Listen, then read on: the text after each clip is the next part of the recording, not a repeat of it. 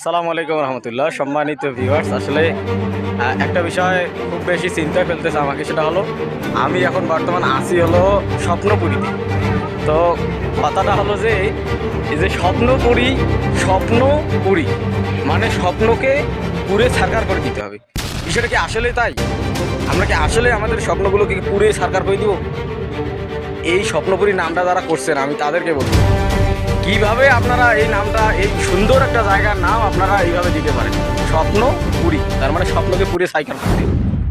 যে সম্মানিত ভিউয়ার্স, আপনারা শুধু আমি না, এখানে আরও অনেক ভাইয়েরা রয়েছে, আমরা তাদেরকে যদি জিজ্ঞাসা করি যে আপনারা একটু ভাইয়েরা আপনারা এখানে আসছেন এই জায়গাটাতে, এই জায়গাটার নাম স্বপ্নপুরী রাখার কারণটা কি আপনারা কি একটু বলবেন? আমরা কি আমাদের স্বপ্নগুলোকে পুরে সারকার করবো, নাকি এটা স্বপ্নগুলোকে আমরা আবার বলবো? আপনারা একটু বলবেন। এই স্বপ্ন পরিমাণে তো স্বপ্নকে পুড়ে ফেলা না, স্বপ্নকে পুরনোভাবে আবার স্মৃতিতে জাগ্রত করা, সম্পূর্ণভাবে বিকশিত করা নামে যে স্বপ্ন পড়ি। ও, এই জন্যই যে এটা স্বপ্নপুরী। এই জন্য স্বপ্ন।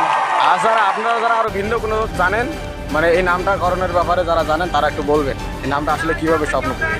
স্বপ্নকে সারকার করতে হবে নাকি স্বপ্নকে আবার নতুন করে গজাতে হবে? সেই সম্মানিত ভাইরা আপনারা একটু বলবেন কি এই জায়গাটার নাম স্বপ্নপুরী, তার মানে স্বপ্নকে পুরে সারকার করবো নাকি আবার স্বপ্নকে নতুন করে গজাবো, কোনটা? নতুন করে গাইতে হবে। তাহলে স্বপ্নপুরী নাম কেন হলো? সেটা জাস্টিফাই করে দেখতে হবে যে আসলে নামকরণের কারণ কি, এটা জাস্টিফাই করে আপনারা যারা জানেন অবশ্যই এটা বলবেন স্বপ্নপুরী নামটা কিভাবে করা হলো। আসসালামু আলাইকুম রহমতুল্লাহি ওয়া বারাকাতুহু।